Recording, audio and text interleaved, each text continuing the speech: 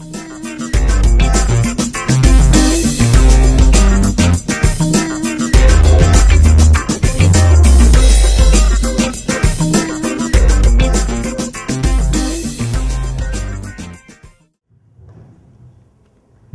dia a todas e todos. Falar depois do professor Lozano me deixou muito emocionado. Me deixou emocionada porque já nos meus 27 anos de universidade, sei das dificuldades para se falar em mulher e gênero partindo do sexo masculino. E de um sexo masculino cuja orientação é de macho homem, porque inclusive é casado, com filhos, etc. Eu tenho vários orientandos que são por orientação sexual homossexuais, e a gente encontra rarissimamente, eu tive durante a minha vida acadêmica toda, uma orientação, apenas de um homem que trabalharia as relações de poder entre homens e mulheres e trabalharia essa questão. Mas você me emocionou muito ao começar a sua fala dizendo que é filho de uma mulher feminista, né? E eu estava aqui, não mais Luzia, companheira aí de luta, e escrevendo no último livro que Eliane citou aqui, Prosa e Sabores, quando recebemos na nossa universidade o encontro, né, do Andes, comemorando os 30 anos do nosso sindicato nacional, e a gente botar uma lembrança para eles, pensando no livro de receita dos mineiros. E nesse livro de receita, na realidade, não tem jeito de você só dar uma receita, né? A gente acabou falando um pouco das nossas pesquisas. E aí, né, nesse livro em especial, nesse texto, o meu chama-se Sabor de Quero Mais. Além de organizar o livro, a gente escreveu também um artigo. Eu começo dizendo que eu sou filha de uma professora, nada mais nada menos que uma professora de arte culinária. Mas, além disso, eu sou filho de uma grande feminista, que na época nem se chamava, nem se autodenominava, mas eu acho que não é à toa que a gente aprende a lutar. E eu cutuquei na Eliane, assim que você falou, dizendo para ela da nossa responsabilidade como mães, de não continuar colocando essa cunha, né, a diferença é necessária, porque nós somos plurais e diferentes, mas trabalhar hegemonicamente mulher, papel de mulher, construir este papel e construir o papel de um homem, é realmente revoltante a gente imaginar que nós, intelectuais, que estamos nas universidades, continuemos a exercer esse papel, né, terrível dentro das nossas casas, dos nossos lares. Para não dizer que eu não construí, eu vim construindo desde essa minha mãe lá da minha infância, né, até hoje. E na universidade hoje eu já tenho um papel em destaque, que é a feminista, estou sempre apontada, né, com o dedinho, tanto é que a minha caixa de e-mail eu sempre recebo de amigos e inimigos, é óbvio, aquelas piadinhas, as famosas piadas de loiras burras, não é? Porque são aquelas que de vez em quando resolvem não pensar, então eles sempre procuram lembrar a gente, olha lá, você também é mulher.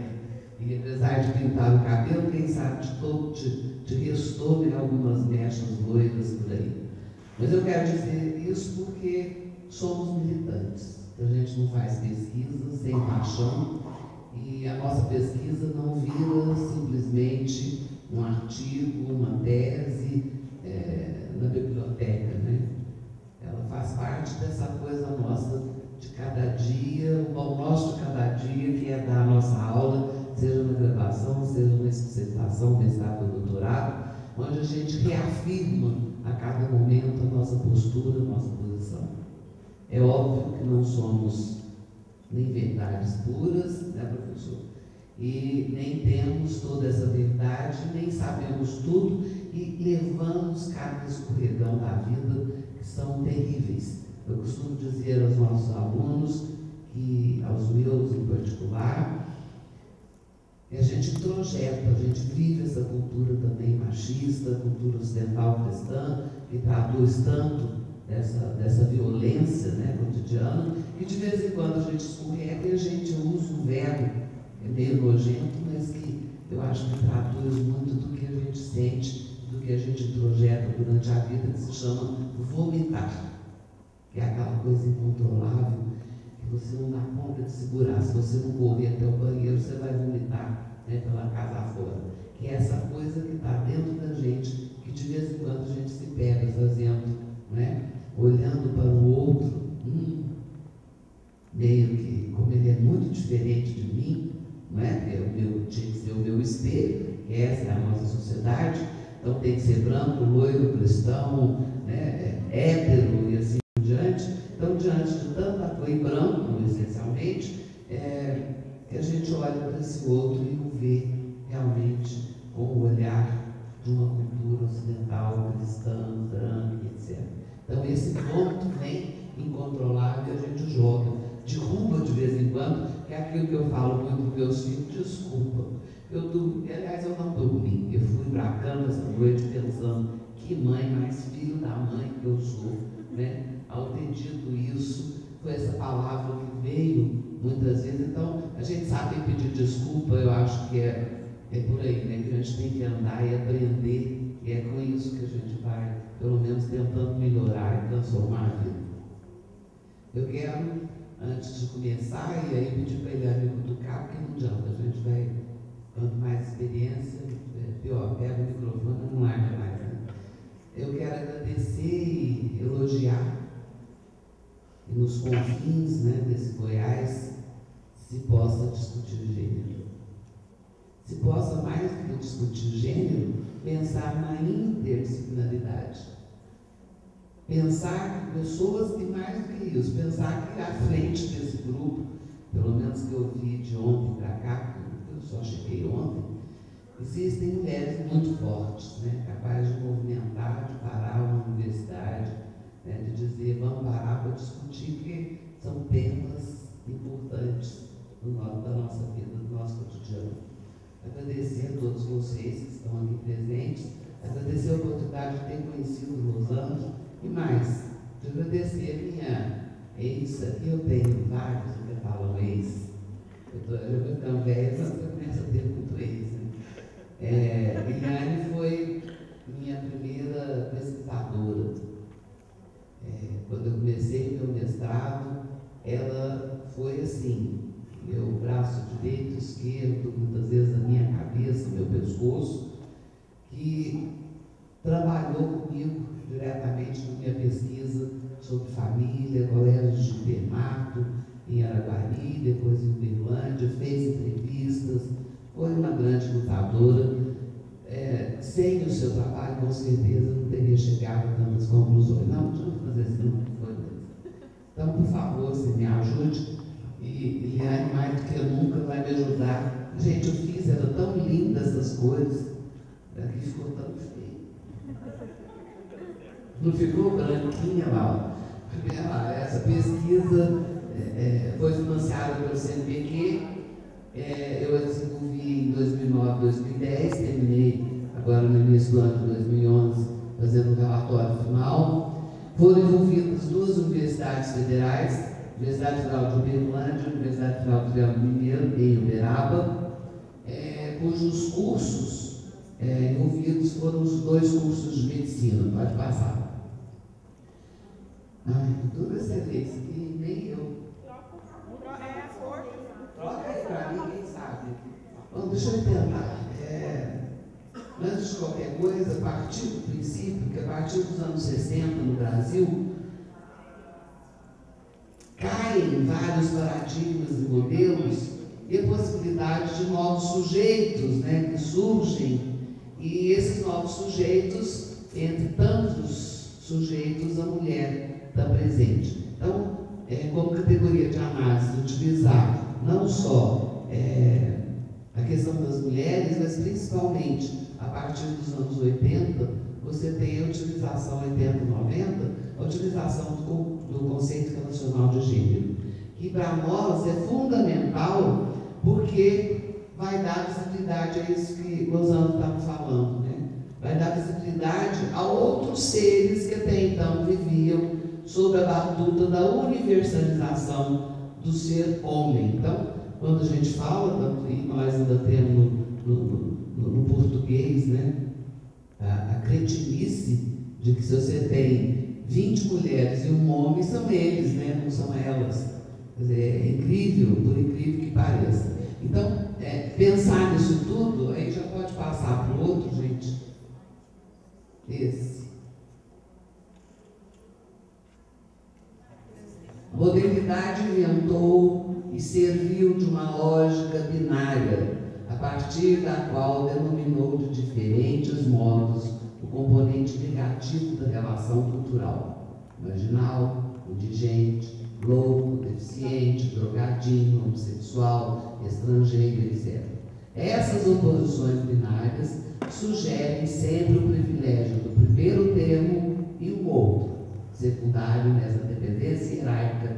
Não existe fora do primeiro, mas dentro dele, como imagem velada, com sua inversão negativa. Partindo disso aqui, eu parto da orientação do conceito com os quais, ou dos conceitos com os quais eu trabalho na minha pesquisa. Ou seja, há uma completa divisão binária, né? O bom e o mal, a mulher e o homem, o hétero e o homo, e assim por diante. Bem, você pode tocar aqui, acho que não vai ter condição de mudar. Dizer que hoje, já constatado por estudos do INEP, que nós mulheres, não só, somos grande maioria, como ingressantes em qualquer... Não, primeiro, como inscritas em qualquer vestibular do ensino superior. Nós somos maioria como ingressantes e hoje somos maioria como concluintes. E mesmo assim continuam os grandes postos, seja dentro da universidade ou fora dele, ainda dominados pelo masculino. Tanto é assim, eu sempre dou esse exemplo com muita tranquilidade. As gestões das universidades, vou pegar a minha, a gestão da Universidade Federal de Uberlândia. Primeiro, a questão de estar sempre ligada à linha de direita. Nós conseguimos furar isso em 2000 a 2008. Nós tivemos duas gestões, mais de centro-esquerda para esquerda, e a presença de mulheres, como é que é? Nós estamos lá dentro da universidade com um número muito grande. Na primeira, nós éramos 8, 3 mulheres pró-reitoras e 5 homens. Na segunda, 7 homens e eu sozinha de mulher. Na terceira, dominada agora pela extrema-direita, nenhuma mulher. Nunca tivemos uma reitora. E, nos cursos chamados de humanas, principalmente nas chamadas licenciaturas, a mulher domina em número muito maior. Assim mesmo, hoje ainda, nas universidades, o número de homens doutores é muito maior do que mulheres professoras doutoras. Diante disso, e de imaginar uma pesquisa muito caracterizada dentro da lógica da medicina, começamos a constatar que ao final da graduação, quando os meninos e meninas começavam a pensar na chamada especialidade médica, que é, na realidade, um curso de especialização, eles fazem quase como outro vestibular, vocês sabem disso. Abrem-se possibilidades, né, deles fazerem, por exemplo, abre uma vaga de oftalmologia em Uberlândia. Então, vem gente do Brasil inteiro, quem quiser vir, concorrer a essa vaga. E sabemos, começamos a perceber essa nossa pesquisa eu coordenei o projeto, mas eu tinha um médico, uma socióloga que trabalha na medicina, a professora Flávia e o professor Benhur, e 2 alunos da medicina, graduandos em medicina, que fizeram o PIBIC dentro desse projeto. Resultado, deu para eu começar a perceber que uma pesquisa anterior, que era justamente a pesquisa do meu mestrado, que a Eliane me ajudou a fazer, onde eu encontro em Araguari 2 colégios de internato, um de padres e outro de freiras, um, portanto, de meninos e o outro de meninas, deu para a gente notar, para a gente perceber como é que eram construídas as posturas, as vivências, as experiências e os papéis de homens e mulheres. Aí vocês podiam me dizer, não, mas aí, Vera, você estava trabalhando essencialmente com uma classe, né, econômica privilegiada, uma classe rica, porque é aquela que os pais podiam pagar, né, um colégio de internato. Tudo bem, lá dentro nós temos muitas diferenças e poucas semelhanças. Dentre as semelhanças, tanto freiras quanto padres faziam o discurso da questão da virgindade, tanto para homens quanto para mulheres, e os homens deveriam também só se transformarem, perderem a virgindade quando escolhessem a sua esposa, e daí por diante se virem a questão da procriação.